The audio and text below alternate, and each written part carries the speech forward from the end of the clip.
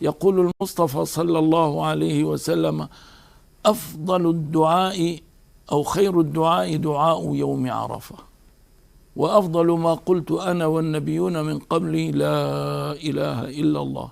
دعاء يوم عرفة لا يشترط للداعي أن يكون موجود هناك في عرفة، لا، أينما كنت، في دارك، في بيتك، في دائرتك، في وظيفتك، في شارعك، في حقلك، يعني أينما كنت يا أخي، أينما كنت ربي يراك وهو معكم أينما كنتم. نعم، هكذا يقول لنا مولانا وخالقنا سبحانه وتعالى. فغدا يوم عرفة، وأنا أقول لإخواننا الشاردين، إخواننا الشاردين رحمة الله قريبة منا ومنهم، التائهين الضالين، يا أخي بيننا وبين الصلح لحظة، لمحة،